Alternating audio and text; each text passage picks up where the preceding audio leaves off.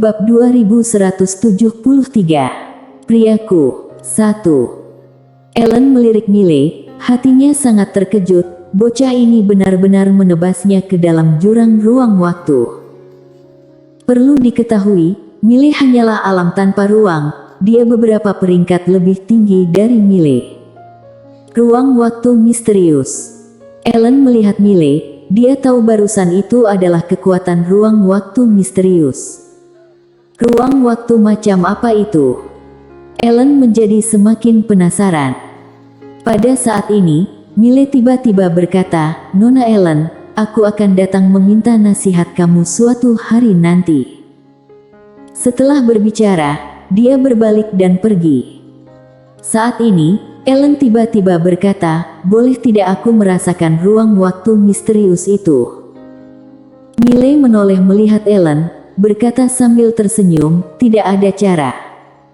Ellen sedikit mengernyit, "Tidak ada cara." Miley mengangguk, "Tidak ada cara." Dia tidak berbohong, hanya ada satu cara untuk merasakan ruang waktu misterius dan itu adalah menyatu dengan menara kecil. Tentu saja dia tidak akan membiarkan wanita ini menyatu dengan menara kecil. Ellen menjilat manisan How, "Diam saja." Miley tersenyum dan berkata, "Nona Ellen, bisa tidak kamu beritahu aku tentang tingkatan alam?" Ellen bertanya, "Tingkatan alam apa?" Miley berkata, "Tingkatan alam di atas jiwa kehidupan." Ellen berkata, "Di atas jiwa kehidupan adalah dewa kehidupan, yaitu setelah takdir, tubuh kehidupan, dan setelah pencapaian besar jiwa kehidupan, itu adalah dewa kehidupan." Miley berkata dengan suara dalam, "Apakah ada perbedaan antara dewa kehidupan ini dengan jiwa kehidupan?" Ellen tersenyum dan berkata, "Awalnya memadatkan takdir, lalu tubuh kehidupan dan terakhir jiwa kehidupan. Setelah ketiganya berhasil dipadatkan, jika bisa menyatu kembali dengan sempurna, maka bisa mencapai dewa kehidupan. Begitu mencapai dewa kehidupan, maka akan sangat sulit untuk mati." Saat berbicara, dia menatap Miley, "Sama seperti kamu barusan memukulku ke jurang ruang waktu tidak dapat lagi menyakitiku." Miley berkata dengan suara dalam, "Nona Ellen, apa kamu alam dewa kehidupan?" Ellen menggelengkan kepalanya dan tersenyum, "Aku alam ilusi kehidupan, di atas dewa kehidupan." Miley sedikit mengernyit, "Alam ilusi kehidupan. Apakah ada hubungannya dengan takdir?"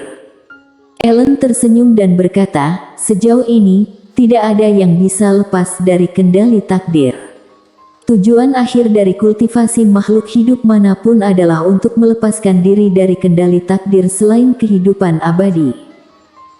Miley berkata dengan suara dalam, "Tidak ada yang bisa lepas dari kendali takdir."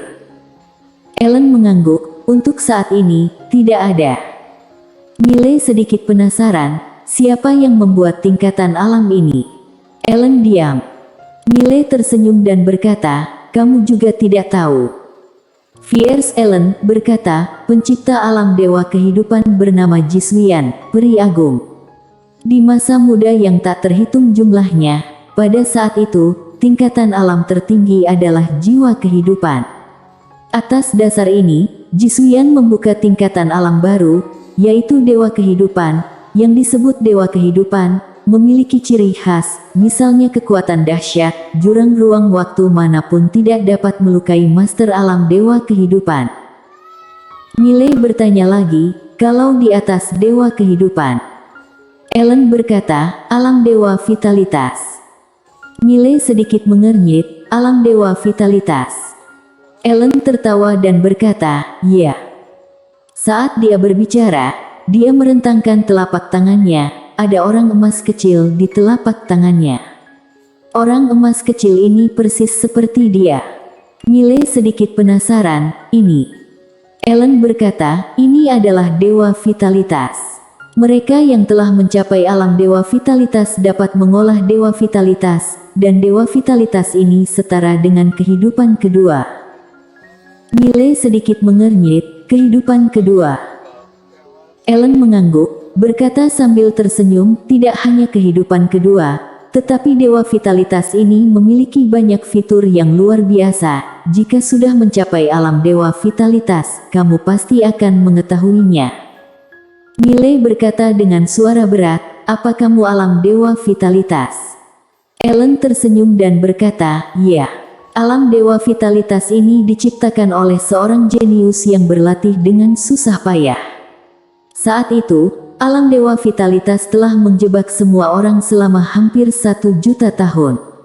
Dengan munculnya pelatihan keras ini, dia membuka tingkatan alam baru di atas alam Dewa Kehidupan, yaitu Dewa Vitalitas.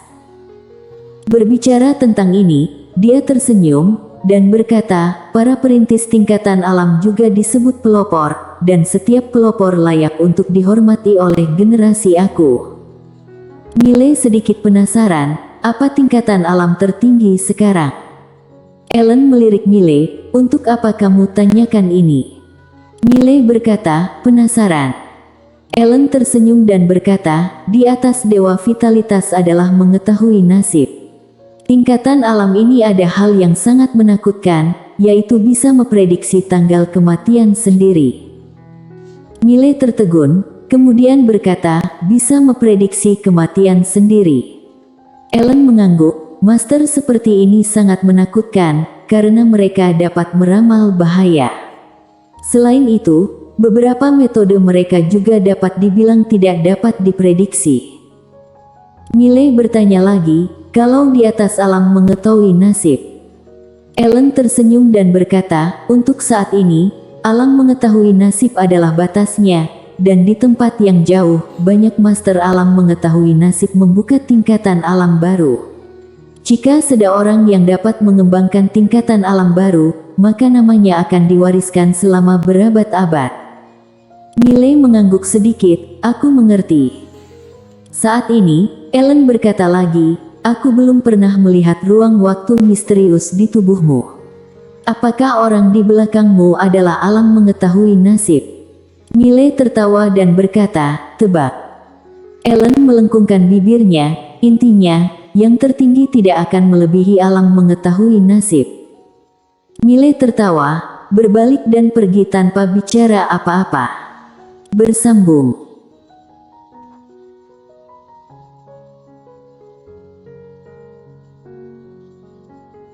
Bab 2174, Priaku, 2. Mengetahui nasib. Dia tahu tingkatan alam Lydia jelas melampaui alam mengetahui nasib. Namun, dia tidak tahu apa tingkatan Lydia. Bagaimanapun juga, dari awal hingga sekarang, tidak peduli bagaimana dia meningkat, dia merasa Lydia tidak dapat diprediksi. Tingkatan alam. Lydia telah melompat keluar dari apa yang disebut tingkatan alam. Di belakangnya, Ellen melirik Miley, sedikit mengernyit, apa mungkin alam mengetahui nasib? Miley kembali ke kamarnya. Dia duduk bersila di tanah dengan telapak tangan terentang, pedang biru gaib muncul di tangannya. Kekuatannya saat ini bisa menyaingi kekuatan alam Dewa Vitalitas, tapi dia tidak yakin dia bisa menang. Apalagi alam Dewa Vitalitas ini punya 2 nyawa. Setelah lama terdiam, Miley mulai mencoba menyentuh jurang ruang waktu dari ruang waktu misterius ini. Setelah mencapai alam Dewa Kehidupan, maka bisa mengabaikan jurang ruang waktu. Umumnya jurang ruang waktu pasti tidak akan menimbulkan ancaman bagi master seperti Ellen, tetapi bagaimana dengan jurang ruang waktu dari ruang waktu misterius ini? Di waktu berikutnya, Miley mulai menyentuh jurang ruang waktu dalam ruang waktu misterius ini. Tujuannya sekarang adalah ingin benar-benar memahami jurang ruang waktu ini. Hari ini, seorang pria paruh baya datang ke Akademi Wanita. Di belakang pria paruh baya itu ada 2 orang tetua. Pria paruh baya itu melihat ke Akademi Wanita di bawah, terkekeh dan berkata, ruang waktu misterius. Menarik sekali. Tetua di sebelah kiri pria paruh baya itu berkata dengan suara dalam, ketua sekte, masalah ini agak aneh. Pria paruh baya ini tidak lain adalah ketua sekte Tiao Dao, Velno Mu. Velno Mu terkekeh pelan dan berkata, saat itu, Ellen disegel oleh sekte Tian Dao dan gerbang Sangcong. Kami menggunakan belasan ruang waktu khusus untuk menyegelnya. Dan sekarang, ruang waktu khusus kami dirusak oleh ruang waktu misterius pemuda itu. Ini tidak sederhana. Tetua itu berkata, setahu aku, Putri Suci Gerbang Sangcong sudah pernah berkontak dengan anak ini. Velno berkata, dia pasti gagal. Itu sebabnya dia mengungkapkan berita ini ke sekte Tian Dao aku. Berharap sekte Tian Dao memimpin. Tetua itu berkata dengan suara dalam, apakah ketua sekte akan memimpin? Velno tertawa dan berkata, tergantung situasi. Saat mengatakan itu, dia menghilang di tempat. Ketika muncul kembali, dia sudah berada di Akademi Wanita. Di Akademi Wanita, Nona Vero yang sedang membaca buku menatap Velno tidak jauh di depannya. Dia merasa sedikit pusing. Dalam beberapa hari, musuh terus berdatangan. Velno melihat Nona Vero, kemudian berkata, Nona, aku datang ke sini untuk bertemu pemuda itu. Nona Vero tersenyum dan berkata, ingin ruang waktu misterius di tubuhnya. Velno tersenyum dan berkata, hanya ingin bertemu denganmu.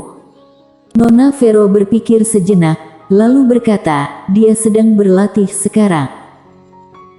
Velno tersenyum, melihat sekeliling, lalu berkata, tempat ini sangat biasa, tetapi Putri Suci Yul kembali tanpa hasil. Saat berbicara, dia menatap Nona Vero, katanya ada cahaya pedang misterius di tanganmu. Nona Vero tersenyum dan berkata, jangan bilang kamu ingin melihatnya. Velno tersenyum dan berkata, Nona, menurutmu cahaya pedang itu bisa melindungi kalian? Nona Vero menggelengkan kepalanya, aku agak sedikit sakit kepala. Velno tersenyum dan berkata, Nona, kamu adalah orang yang cerdas. Kamu harus tahu ada ruang waktu semacam itu di tangannya, hanya akan menyakitinya. Saat ini, Mile muncul di sebelah Nona Vero. Nona Vero tersenyum dan berkata, datang cari kamu. Mile melirik Velno, lalu berkata, Bibi Ding, kamu sekarang sudah tahu kan betapa sulitnya aku. Kemanapun aku pergi, tidak pernah kekurangan musuh. Nona Vero berkedip, apa kamu tidak merasa semua musuhmu terbelakang mental? Mile mendengar ini, senyum di wajah Velno menghilang. Mile juga sedikit canggung, dia melirik Velno, kemudian berkata, Bibi Ding, dia masih di sini. Kamu harus memberi wajah padanya. Nona Vero menggelengkan kepalanya, aku tidak peduli. Kamu main sendiri dengan mereka.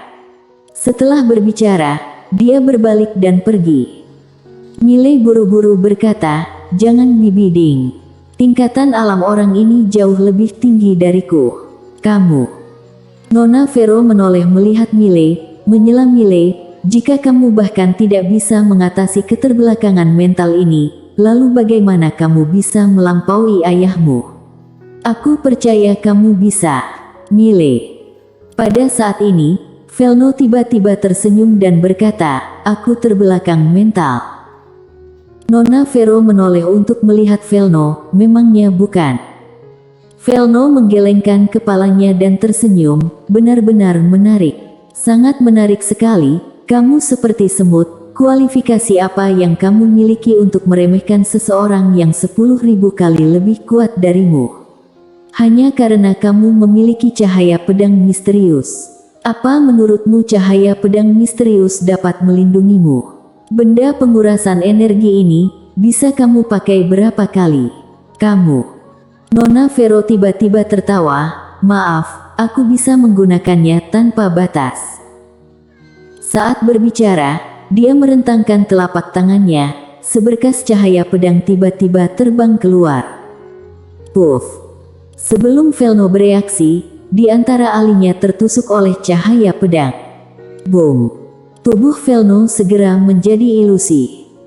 Velno sudah linglung. Dia dibunuh. Velno menatap Nona Vero, cahaya pedang milik siapa itu? Nona Vero tersenyum dan berkata, priaku. Bersambung.